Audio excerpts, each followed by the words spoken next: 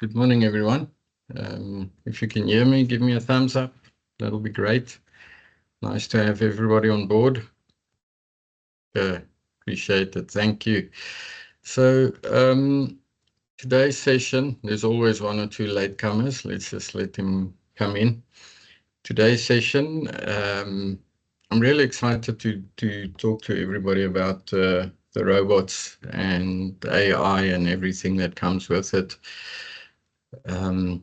So it's going to be a pleasure to take you through this journey. I think the angle that I'm going to take is going to be quite unfamiliar and maybe a bit surprising to everybody.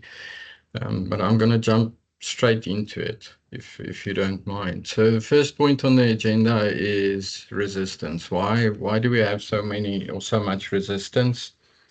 And I'm just going to give a very, very brief overview of AI and what it is, common risks. I think that's self-explanatory.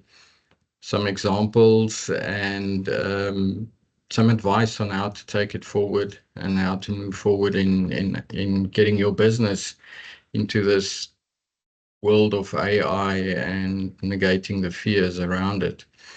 Before I start, I just want to take you through a quick journey, and it's quite important to understand this from a resistance perspective and why we have so much resistance.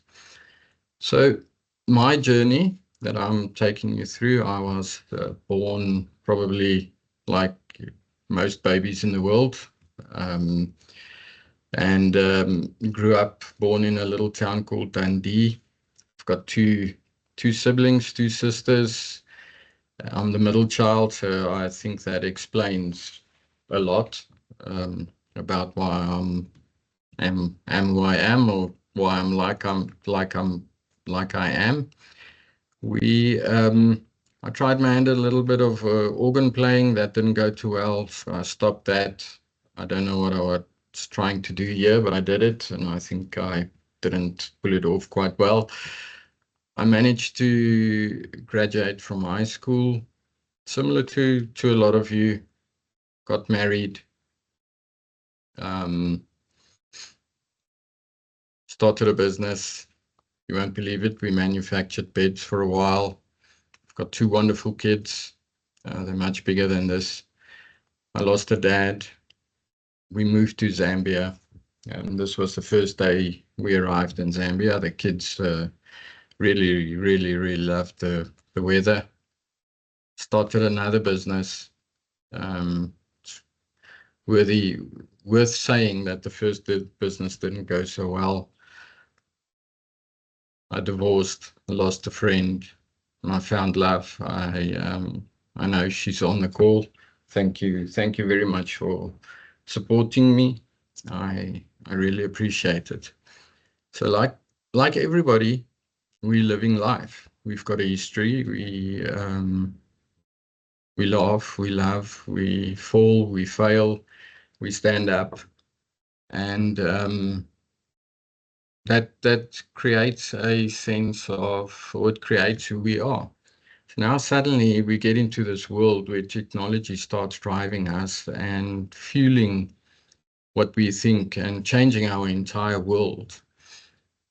And my feeling around the resistance is it's just because we're human. That is the first and most powerful factor contributing to the resistance of adopting this new technology. As I mentioned, everybody has a story.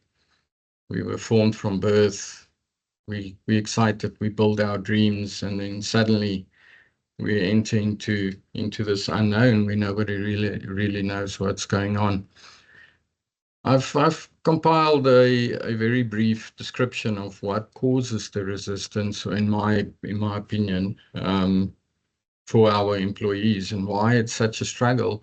Everybody adopts AI from a ChatGPT perspective or a Copilot perspective, and we put it together and we write our emails. But as soon as it comes to adopting it formally in the workplace, there's a lot of resistance. One of the things that I've seen is what is proposed or what is put out there, broadcasted from a media perspective. A lot of the news blurbs, and I call it clickbait, where that gets thrown out on your social media, email, news channels, similar to what you see there on the screen. 11 jobs AI could replace in 2025. So I think we're heading to 2026 the last time I checked. And we're still carrying on. I've still got a job. I don't know if I'm good at it, but I've got one. Second one is a new study sheds light on what kind of workers are losing jobs to AI. That's, that creates a lot of fear and a lot of uncertainty from employees. The way broadcasting has changed, there's an amazing article that I read from Psychology Today about how media changed and how reporting of media and news events have changed. It moved over quite significantly to a subjective or opinionated reporting style rather than fact-based. And I think you can relate a lot of the time where we switch on a news channel or look at an article on your social media, you will see it's interview style news reporting where people sit in a room and it's very confrontational and a lot of the time doesn't have any substance. Again, this drives fear and misinformation. The second pillar that I've identified is our employees and the people are very, very uninformed. Initially, I had the word ignorance in there, but Les said it was too strong a word. I can't use it, so I had to change it. So I changed it to uninformed. But there's a lot of ignorance out there. And ignorance simply means that a lack of knowledge about a subject. That's all it means. And I think that's true when it comes to AI in the workplace.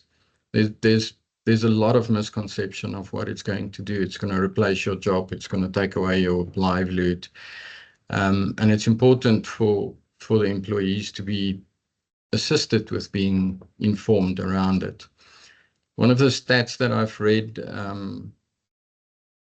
is, and this was quite significant, is up to 38% of individuals, not necessarily employees, will compromise their opinion or their truth to accommodate the opinions of other individuals. That's a significant stat.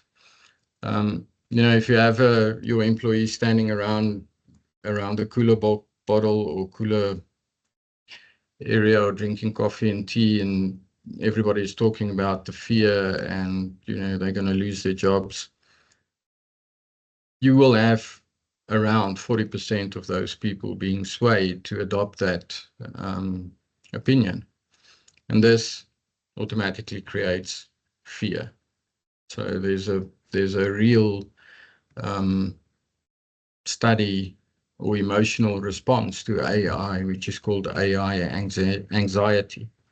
So PwC did a global workforce hopes and fears survey in 2023. It was released in 24, where they surveyed 52,000 people, and almost 33% of those people, and remember this is globally, this is not African or South African based, almost 33% of those people were worried about being replaced by technology.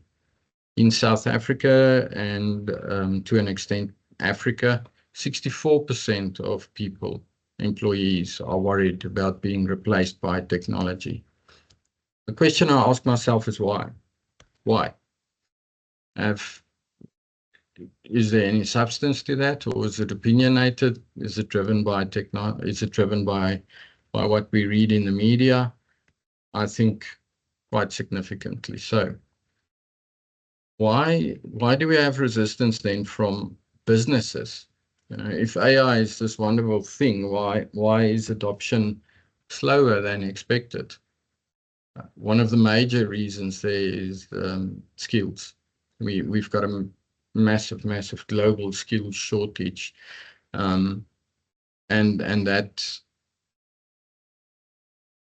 relates to the inability for companies or businesses to adopt AI.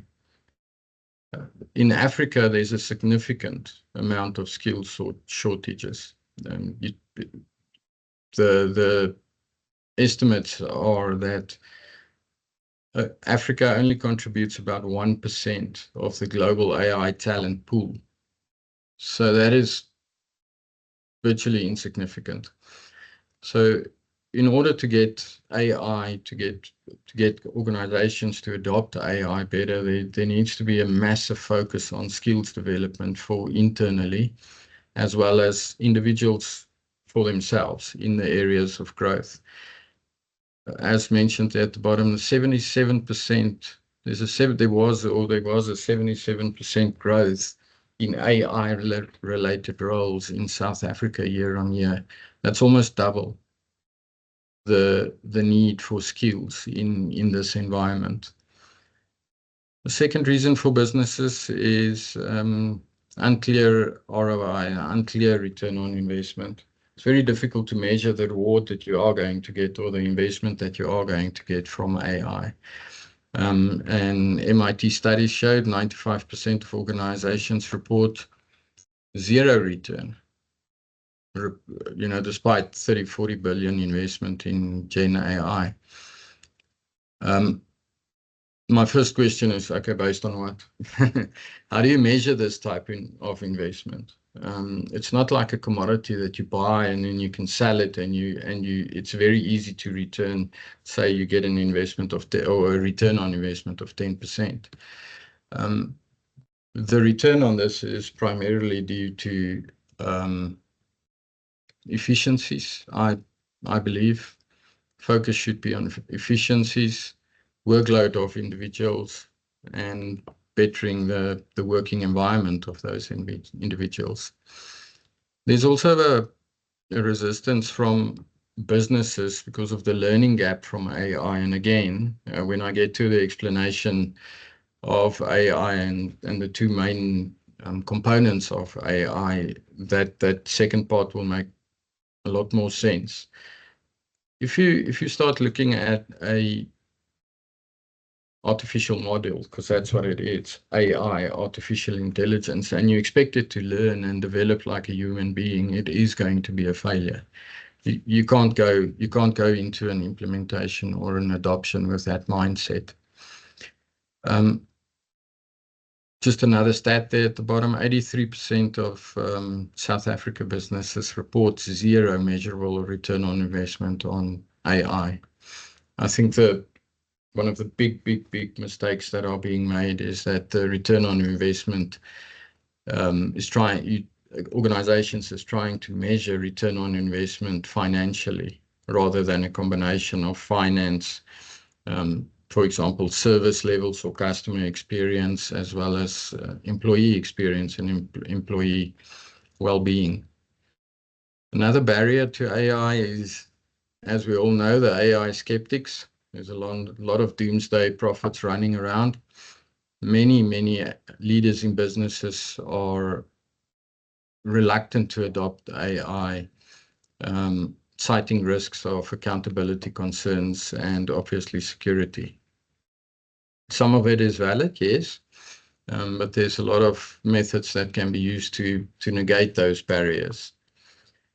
The second one, and I think this is quite a big problem that we are struggling with in Africa, is institutional policies, specifically from our governments and the regulatory bodies. So there's quite a big policy gap when it comes to African countries. As you can see there, South Africa has got a AI readiness index of 52%, and Zambia has got a readiness of 41%. That's significantly lower than the United States, for example, which is 87%. And a lot of that readiness is reliant on government adoption, not just from legislation perspective, but infrastructure and making it a better environment to pursue AI as a real business enhancement tool. So just another stat there, which was quite interesting: 42% of company leaders are AI skeptics. So if you're in our industry and you try to sell AI to a client, it's extremely difficult. It's because 50% of your audience and 50% of your customer base are skeptic. It's understandable. We are in an environment where we are bombarded with risk, continuous news outlets that continuously discuss and tell us about cybersecurity risks, decision-making risks. Again, it is valid, but as I move through the process, there is real examples and mitigating factors that can be put in place to assist with this. This was quite a funny slide that Les has put together for me, and it's so relatable. In Johannesburg manufacturing CEO spent 500,000 Rand on a revolutionary AI inventory system, only to discover it was essentially Excel with a chatbot. Have that happened to you? It has happened to me. Thabo spent 800,000 on an AI customer service platform. 6 months later, his customer satisfaction dropped by 15%, and the support team was busier fixing AI than assisting the customers. Again, I can relate to that. Then the last option, or the last point there, and I want to ask everybody to please keep this point in mind.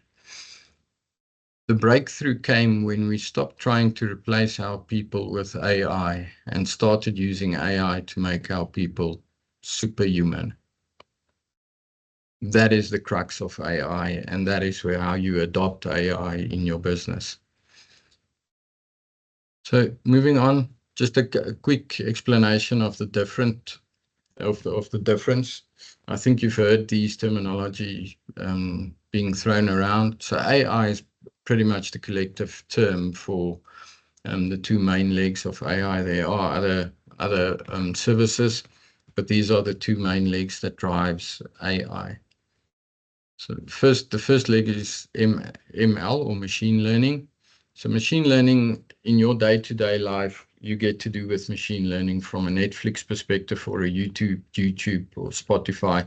That is the predictive AI. So what that means is there's an algorithm that was written in a development language, Python or whatever language was chosen, and all that algorithm does is it runs through massive amounts of data and the algorithm has got certain measurements in it, and when those measurements are flagged, or it detects those measurements, it will then predict to say, okay, I like watching love stories, so I've watched 5 of them over the last 3 days. So the probability of me wanting to see another one in the next 2 days is quite high. Then it recommends similar movies. That is ML. Then you get LLM, and that is large language models. So the large language models are typically your ChatGPTs, Grok, Copilot, Gemini, Alexa, those type of services.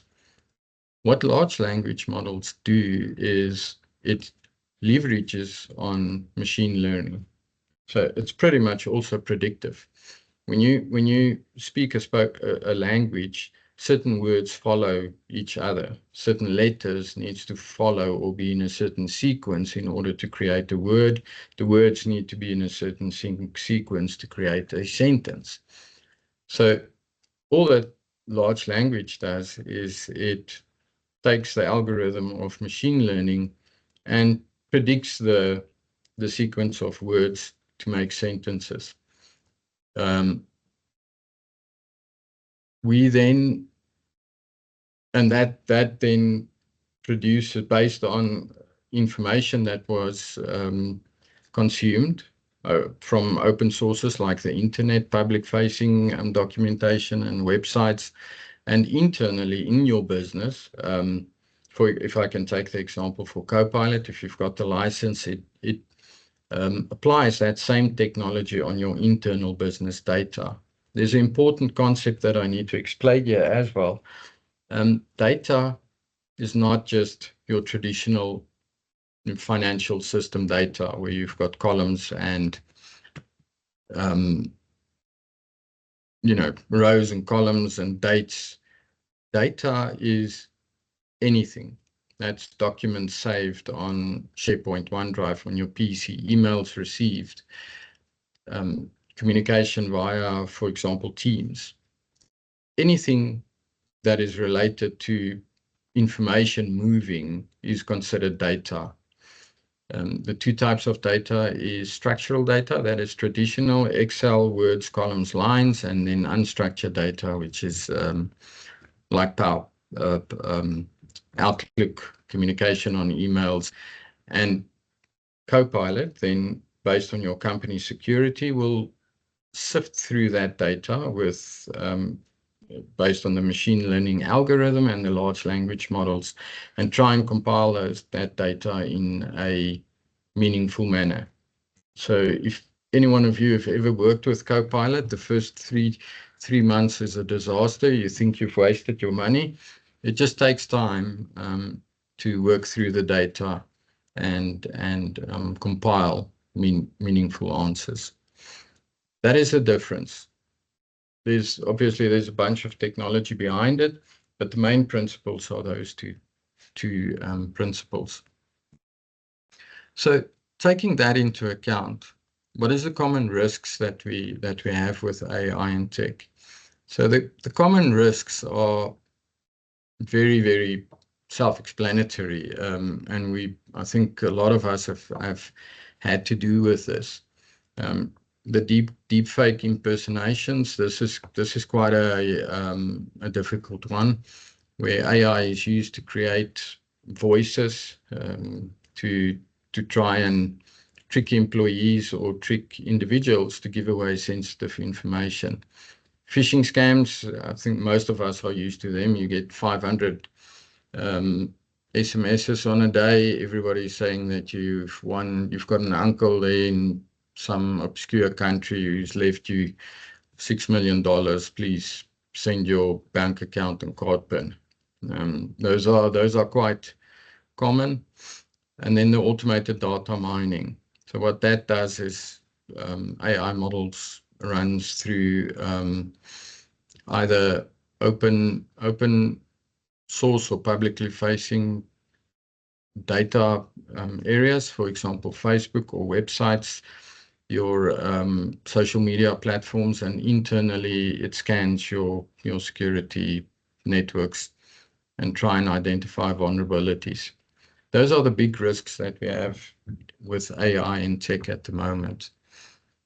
A very, very interesting slide is the growth of risk, specifically in Africa.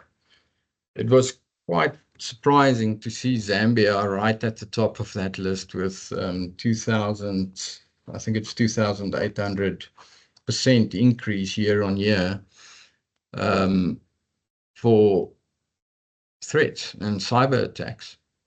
So that raises a significant flag for Zambia and for people who operate in Zambia. South Africa, on the other hand, have shown a decrease in attacks from 23 to 24.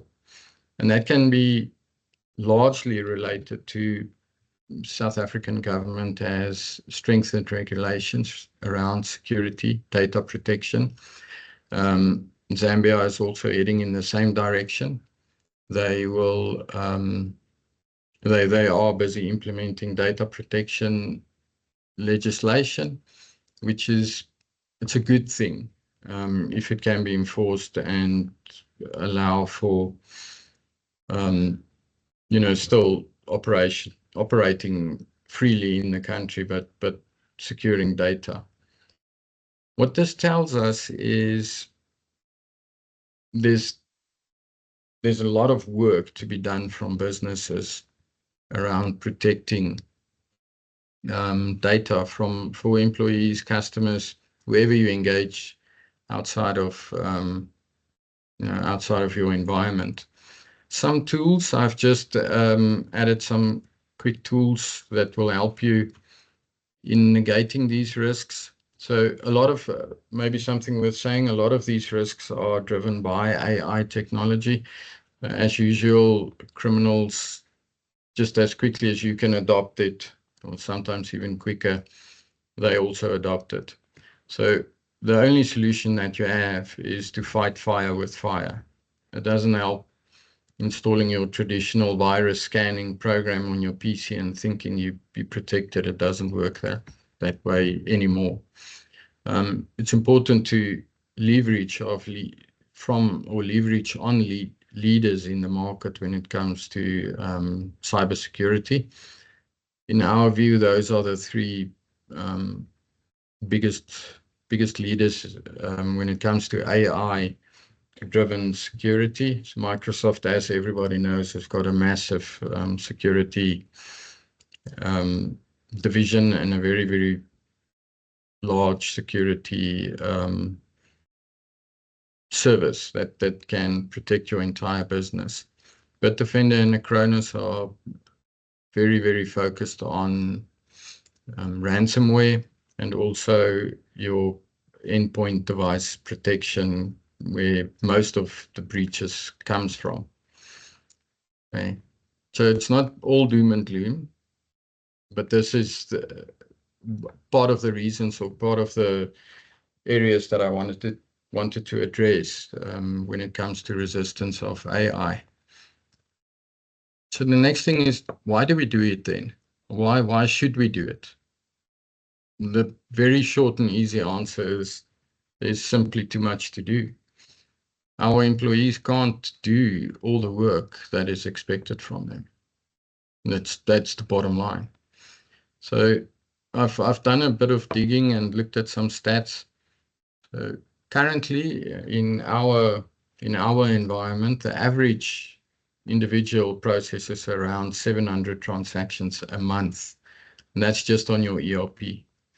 Average number of emails received is approximately 120 emails a day for an average office worker, sending around 40 emails a day. So granted, some of those emails received could be spam. It could be just advertisements or being copied into an email that says, thank you very much. And granted, that could be the case. But it still distracts you from your work. So that means on average 2,600 emails received and 880 emails sent in a 22-day working month. That is excluding text messages, your WhatsApps, your Teams messages. That's excluding those type of things. So it's quite obvious that there shouldn't be any time for office gossip and tea breaks. It's just it's impossible to expect our employees to manage this workload. Then we're not even referring to your normal tasks, meetings. You've got this is a real calendar that I've taken a screenshot of. early this morning of one of our employees, and that's in our business. So a quick exercise that I did on our company, roughly 40 to 50% of each person's day is dedicated to online meetings. We're a consulting and services company, so our customer touch point is very high. So we do have a lot of meetings, but I've spoken to numerous mid-level managers, mid-level to higher level managers, and one of the biggest complaints that they have is that they're spending half their day on Teams calls and Teams meetings, and then have to increasingly spend time after hours to just get through their normal day's work. This is concerning, and for me and from our perspective, this is one of the main reasons to start implementing AI in your environment, and that is to assist with the workload. The next thing I'm going to show you is just a practical example, a practical day-to-day example of what a typical automation could look like for you as a business. What you can do, and this can be expanded to virtually any mundane task that you have in your business.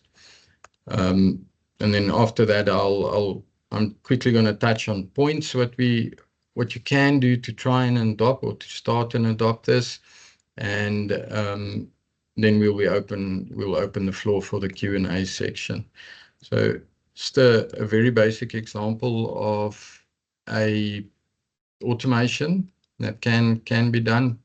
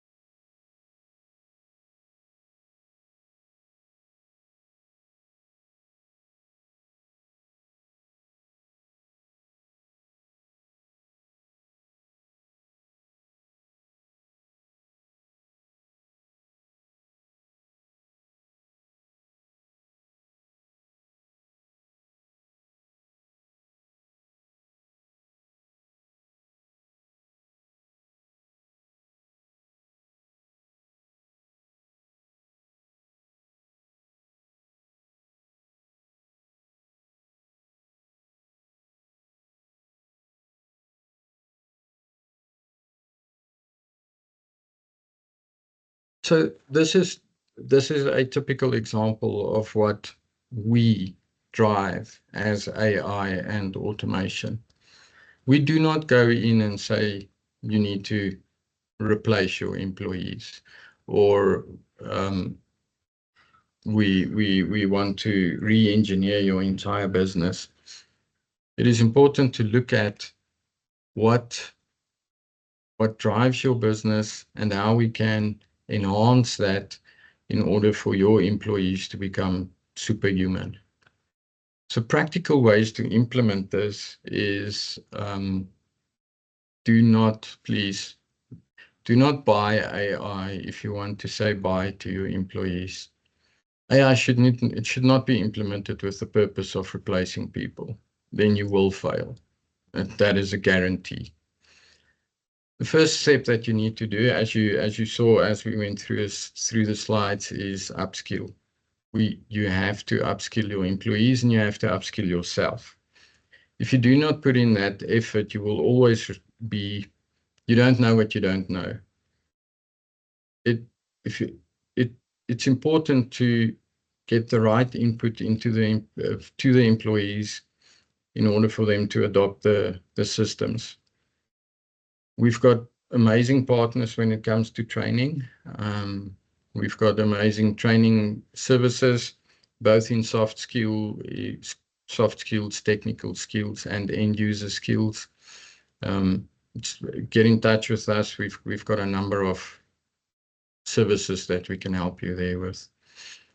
And the second step is automate the mundane.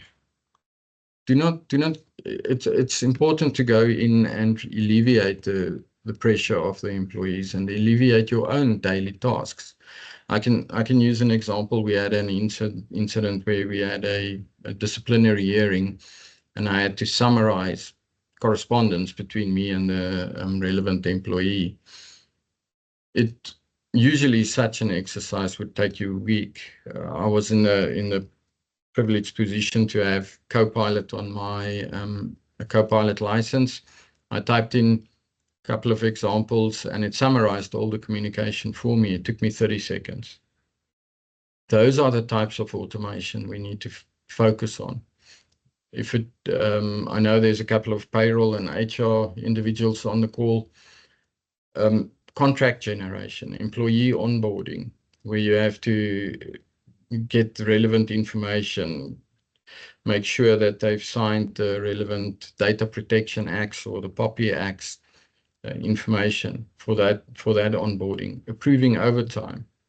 I know there's a number of HR and payroll individuals that email Excel sheets to the relevant supervisors or department heads. Start automating those tasks. That will give real value to you as a business from a efficiency perspective, and it will also give real value to your employees from a well-being perspective. Automate document reading. Very, very basic example. An email comes in from your supplier. You want that PDF document to be saved in a specific location by default.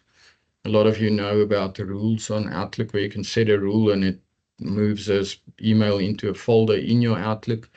You can extend that to now open the PDF document, read the document, and save it in a specific location on your company's OneDrive or SharePoint.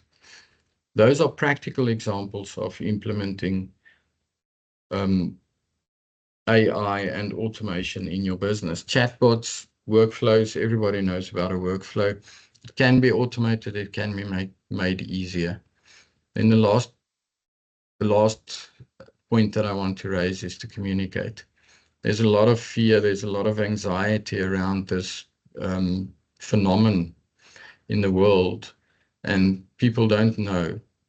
So if you decide to go on this path of implementing and making AI part of your organization's strategy or business, communicate. We've seen countless failed implementations, failed adoption plans for this specific reason. The communication to the employees are not clear, it's not reassuring, and that causes resistance to adopting the application. It could be AI, or it could just be a new financial system or payroll system. And that causes resistance, and you have a failed implementation. So communication is key. That's very important to make sure everybody understands what your strategy is with implementing the AI technology. And then the last point, I've written it quite small there, not on purpose. Start small.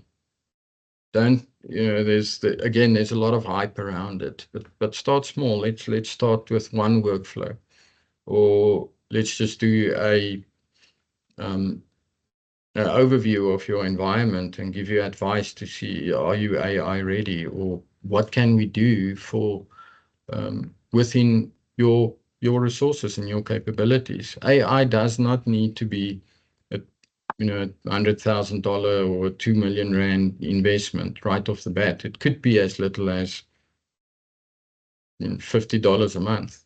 It could be as little as 700 Rand a month. It doesn't need to be this massive investment. So let's start small. You're welcome to get in touch with me. I'll sit with you, do an overview, and advise on how we can take it forward. Then that's just my closing remarks. So AI isn't just the buzz. It's not a thing that, and it's also not going to go away. If it, well, I've duplicated that. Sorry. So if you adopt, if you do not adopt AI, the workload and the data, the volume of data and the volume of workload is going to become so big that you as an organization and your people won't be able to cope. So unfortunately, you will have to adopt it at some point, but it can be done ethically, small, manageable, and within your business's capabilities. Okay, and that's the last one. The very last one, if I can call it that. We understand the need for training, and we also understand the need for upskilling. And I've spoken to a lot of business owners, a lot of individuals, even myself. I've made the comment not once. Where do you begin? How do you start? I don't even know where courses are available or what training is available. So what we've done is, if you can follow us on our social media, Leslie will send out a link of this webinar. If you can follow it, like it, and share it, we've got 2 AI and 2 security courses available that we will give 2 or 4 individuals. We'll give that away for free. And I hope that will give you a good head start in moving forward with this. And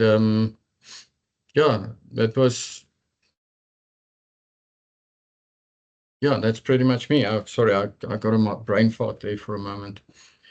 That's I think we're going to open the session for any Q&A if you have anything. And that's the end of it. Thank you very much.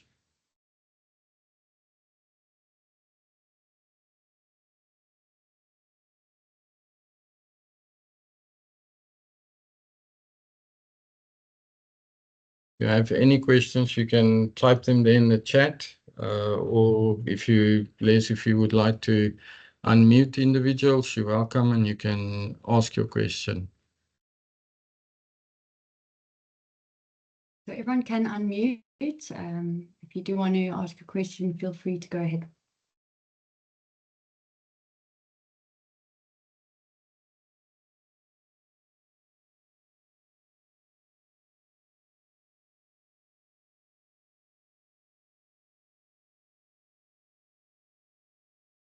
So there's a question. Sorry, the name is Financial Controller. The question is, how does the AI help with accounting process automation? So there's a number of answers to this. I'm going to use. Let's start at the procurement process. The initial, or one of the big things that organizations struggle with is the procurement process. So you need to get a quote from your vendor, process that quote into a purchase order, send it out to the vendor, get the delivery, and then you get the invoice and process it on your financial system. With AI, we can automate certain stages in that process. I'm going to take it all the way back to or I'm going to fast forward a little bit to the invoice receiving from your supplier. When an invoice comes in, usually the supplier emails it out to you. That you set up a central email address, which a lot of companies already have in place, something like creditors or payments at your organization. As soon as that email is received, AI can pick it up. It reads the PDF document. It references it back to the purchase order. It auto-completes the purchase order in your financial system. And if everything matches up 100%, it can post it so that you don't need to post that invoice, or we can put it into a workflow so that it needs to be approved by an individual and then posts after the fact. It's also quite obviously because of the analytics part around it. So in your financial, from a reporting perspective, there's a lot of capabilities from that side. That's self-explanatory. You've got the Power tools or the Power Platform tools that you can use. That's got built-in analytics that looks at your company's data, and then as it goes through, the analytics around that data becomes more and more relevant. So there's a number of accounting automation processes that can be done, and then are the tools still Copilot? So Copilot is basically the large language model. So Copilot is more running through your organization's data. It can benchmark it into public data, website data, to give you comparisons between how your organizational performance, let's say, for example, your financial performance of your organization versus what the industry standard is. It can do those comparisons for you, run through your organizational data. If you've got a bunch of files on OneDrive, it can read through it and extract data from there. But from a automation perspective, you will typically use automation tools, and we favor Microsoft Power Automate. That's got different AI tools built in the automation tools. I think I've just answered that. What tools are best for accounting automation? So as I mentioned, Mike, we leverage all our services from Microsoft's Power Automate and Power Platform. That's totally integrated, irrelevant or irrespective of your accounting system. So you could have, like we Sage partners as well. So you could have a Sage ERP system. We can still use the Power Platform to automate some tasks and put it into your financial system, obviously dependent on the limitations of that specific system. I hope that answers your question. So that is a difficult question from sure. So AI is a learning model, and as part of the algorithms that they do develop, they do limit AI to not make its own decisions. That is one of those ethical questions that's extremely difficult to answer. But at the moment, my answer to that is it's a machine that acts on programming. So as long as there's not a human in the back that says, okay, now we're gonna use this tool for really, really bad things, it should be fine. That is also one of the reasons why governments are starting to really, really implement stricter and stricter data and AI regulation around this technology. I think they've also realized that there is a risk for this, and there's also an ethical risk, not just from making its own decisions, but also from being the fraudulent and criminal activities behind it. That's a very difficult question to answer, and I hope the near future will tell us that sanity prevails from the humans behind it.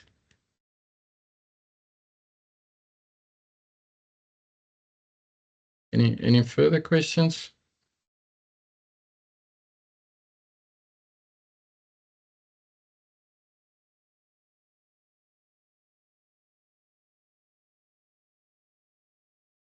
Nothing else.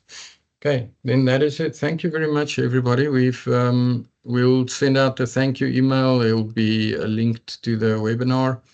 If you've got any further questions or you need any assistance, reach out to us. We will assist as best we can. Sorry, I just see there's somebody typing. I just want to wait for that to come through. Oh, okay. Just thank you. Thank you very much, Kaylee. All right, everybody. I think we're right on time. You must enjoy the day, and I hope to hear from you soon. Thank you.